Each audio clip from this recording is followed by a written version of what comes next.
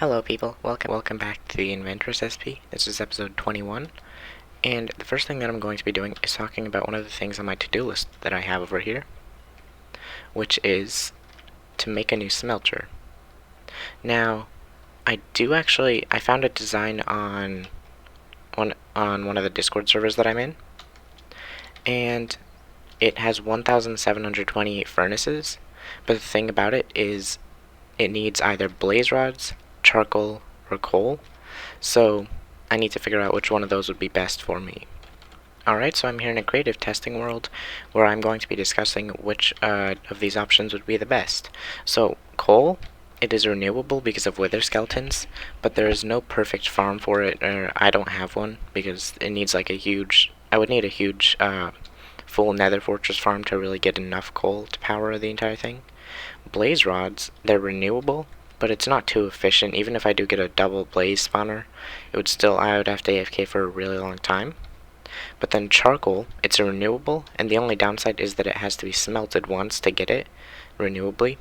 Because what I can do is I can have a tree farm, and then I can just have that wood go into a smelter, and then have that charcoal refill the smelter, and then it can sustain itself and give extra charcoal.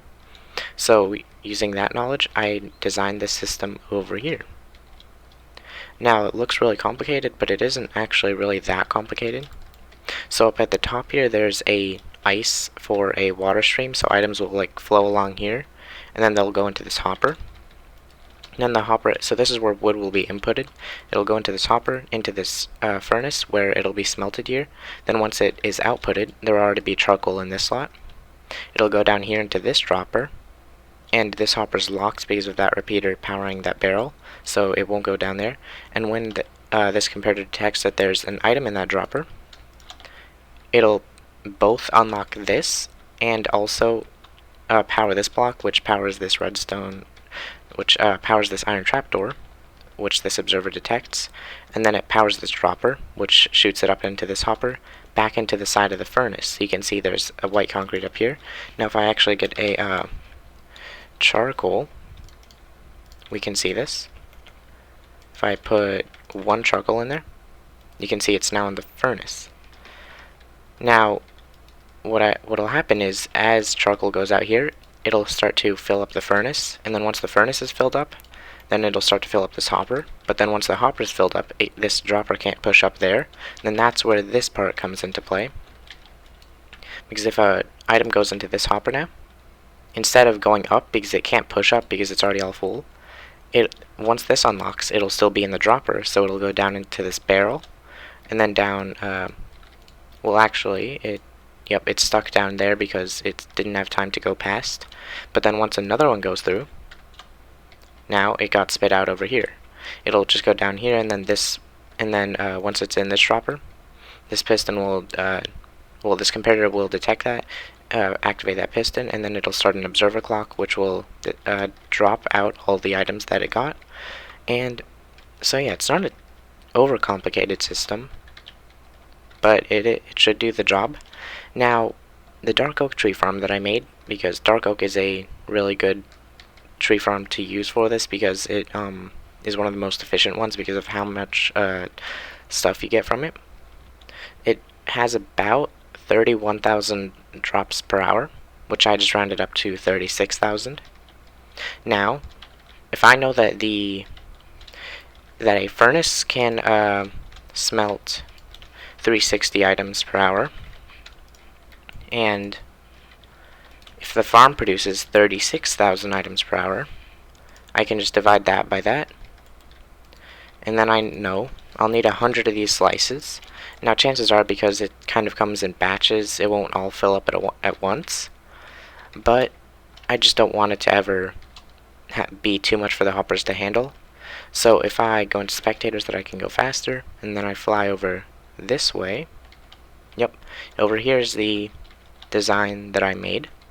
Now it's just the same design here with the tileable system, and it's just stacked. There's 100 of them total, and then there's a shulker box loader at the end here, and then down here there's a water stream. And this water stream is kind of interesting because the way that it works is when an item goes down here, the dropper above it can still shoot items down onto this water, and it can still go past, so it's not like there's any places where the items will get stuck. And you can see it's just the same design. And I added another dark oak tree farm, just like the one that I built in one of the previous episodes. And so all the dark oak wood will just go down here into this water stream. Now I still need to filter out all the saplings, and actually no, saplings get filtered out here, but I need to make sure that I filter out all the sticks and other saplings in this area, because if I don't, then sticks and saplings will start going into these hoppers, and that's not good because they'll try to go into the furnace and then they'll start clogging everything up. But so yeah, I made this so all the wood will just go here into the hoppers and go through the system like I showed. Then all the extra charcoal, once the charcoal is overflowing, it'll go out here into this water stream and then into these hoppers, which goes into a 4x hopper loader, which you can see here. I can demonstrate this by filling this shulker box up until there, and then if I get some items, put them in that dropper, and then also put them in that dropper to simulate them going, you can see how fast this starts to fill up. 4x as fast as a normal hopper. And then once it is full, it'll break and then spawn a new shulker box. Yep, there we go. Now it's not completely lossless, there's a few that jumped out there, but it'll do the job. And another reason that I like this design is I can still open the shulker box while it's loading. And so I can just take out these items now because I don't need it to be filling up. And then once the shulker box is full, it'll just go down into this hopper. And so that's the system that I have right now. So what needs to be done is add some more filters here to filter out all the sticks and saplings, because I don't want any of them to get past and into this section. And then I guess I also want to design a building for it. I'm thinking I guess I'll go back to my survival world and I'll show where I want to build some of the next farms. Alright, so I'm flying over this way past this industrial area, and I'm thinking, I remember in one of my episodes I said that I wanted to have like a railway here where all the ships and cranes can unload all the crates and resources and like load them onto a train system. And then that train system would hopefully go through here in this area, and then it would kind of go into this flower forest. And I'm thinking this area could kind of be a big industrial area with big factories and just, yeah, big factories, industrial stuff, train stations, railways, all that kind of stuff. And yeah, so I think I would build it somewhere here. And then the reason, so, but then there's one downside still, and this downside is actually a downside for a lot of my farms, and that's that I don't have enough bone meal for any of them. Because I've been building a lot of tree farms, like the Crimson Farms, 2x2 Spruce Tree Farm, Universal Tree Farm, and this Dark Oak Tree Farm over here. But all of them need bone meal. And also this Fungus Farm.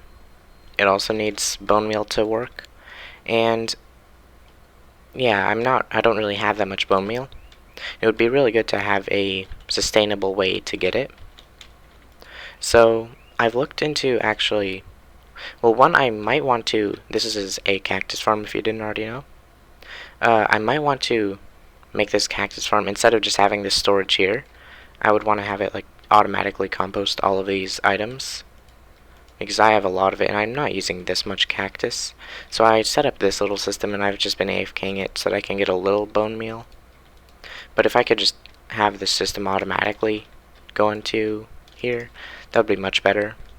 Or I was also thinking this cactus farm could just be for cactus itself, and then I could build an even bigger one specifically for bone meal.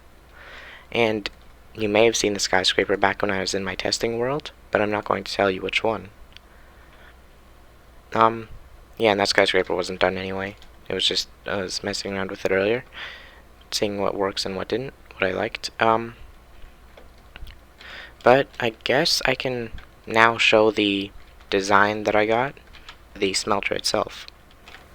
Alright, so now I'm in the world that I downloaded from the video, and I'll have the video in the description so you can see these furnace designs for yourself. Now, two of them are 3,756 furnaces, these two, and then two of them are 1,728, which is these two. And I don't need this many furnaces. Like, that's just completely absurd. 3,000. I think I'll go with the 1,728.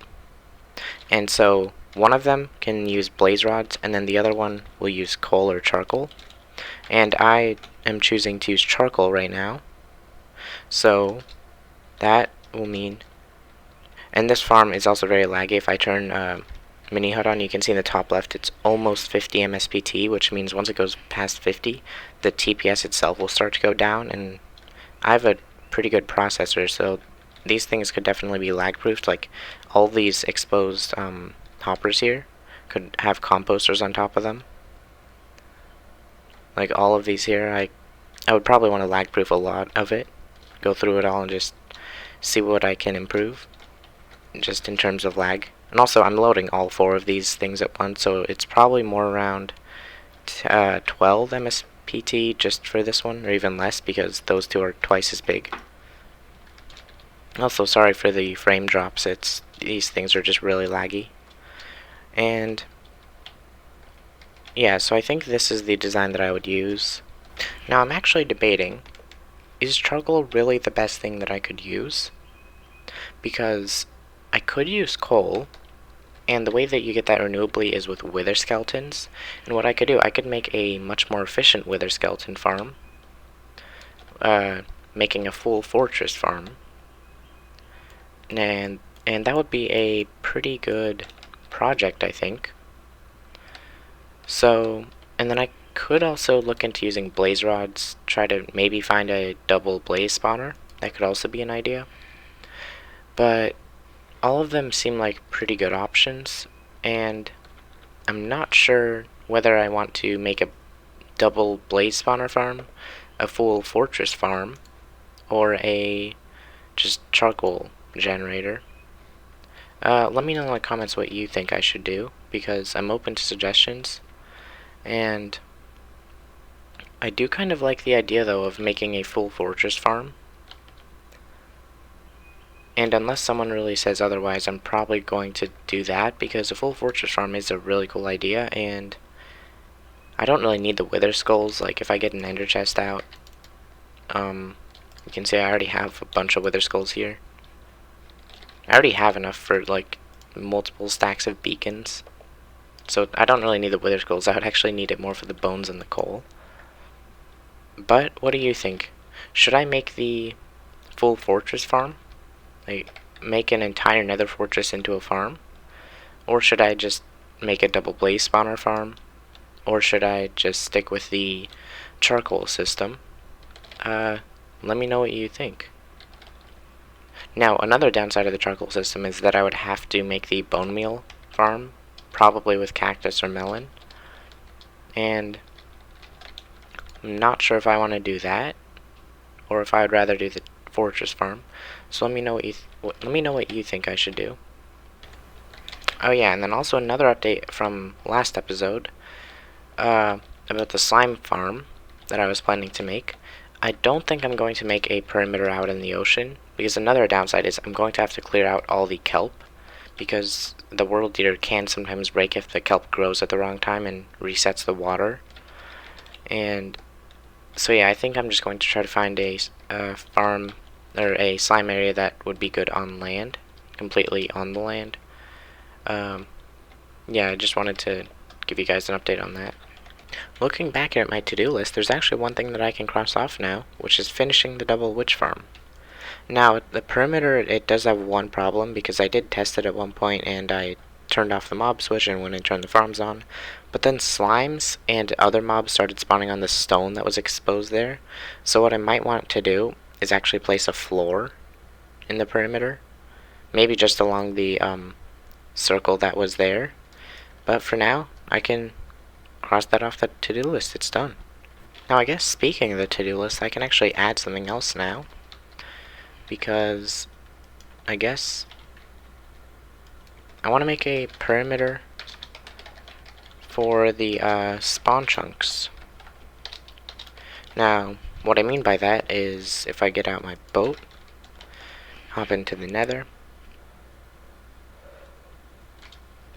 and then if I go over to this tunnel that I built in the last episode, I can hop into here.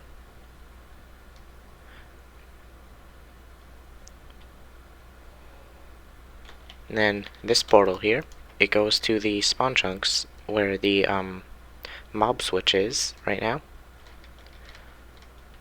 There's the mob switch, and this is the spawn island. And what I wanted to do was make a spawn chunks perimeter, kind of like I did for the witch farm. If you don't know what that is, just take out the entire area of land, and if I press H in that, if I also turn on mini HUD, then I can see it.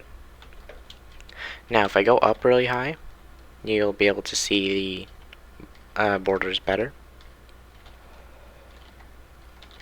Now I explained this better in my third episode. The green is the main spawn chunks, the red is the lazy chunks, and so I would want to go just take out all the land in the entire red area,